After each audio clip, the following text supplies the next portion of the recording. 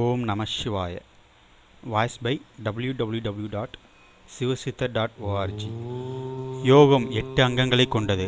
அவைகள் ஏமம், நியமம், ஆசனம், பிராணாயாமம், பிரத்யாகாரம், தியானம், தாரணை, சமாதி. இதில் நெடுங்காலம் உயிர் வாழ்வதற்கு நாம் பின்பற்ற வேண்டிய முக்கியமான யோக அங்கம் பிராணாயாமம் ஆகும்.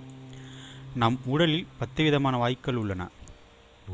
இதயத்தில் தங்குவது பிராணவாயு, கீழ் நோக்கி பிரிவது அபானவாயு, உடலெங்கும் இரத்த ஓட்டம் நிறைந்து உணவு உடலில் பரவ உதவுவது வியானவாயு, உறுப்புகளின் சந்திகளில் தங்குவது உதானவாயு, உடலை சமனப்படுத்துவது சமணவாயு, விக்கல் கக்கல் ஏற்பட காரணமானது கூர்மவாயு, தும்மலை உண்டாக்குவது கிரிகாவாயு, கொட்டாய்வுக்கு உதவுவது தேவதத்த வாயு, உடலை வீங்கச் செய்வது தனஞ்சய வாயு, நாகன் வாயு பாடுதல், கண் சிமிட்டல், மைக்கூச்சலுக்கு உதவுவது.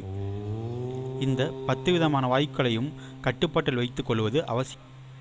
பிராணன் என்ற காற்றை பயிற்சினாலே வயப்படுத்துவதே பிராணாயாமம் ஆகும். பிராணன் என்றால் உயிர், ஆயம என்றால் கட்டுப்பாடு.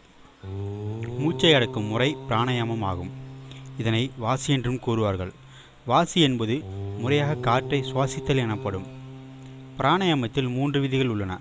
அவை காற்றை உள்ளிழுப்பது பூரகம், உள்ளே நிறுத்துவது கும்பகம், வெளியிடுவது ரேசகம் ஆகும். இடது மூக்கு துவாரம் வழியாக காற்றை உள்ளிழுத்து சிறிது நேரம் உள் நிறுத்தி பின்னர் வலது மூக்கு துவாரம் வழியே வெளியிடுவது.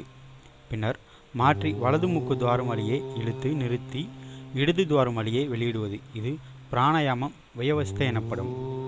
ஏதேனும் ஒரு பொருத்தமான ஆசனத்தில் அமர்ந்து பிராணாயாமம் செய்ய வேண்டும். பிராணாயாமம் செய்யும் போது வியர்வை தோன்றினால் அதமம், மனதில் சஞ்சலம் இருந்தால் மத்தியமம், சிந்தையில் மகிழ்ச்சி ஏற்படின் உத்தமம். ஓம் நம சிவாய.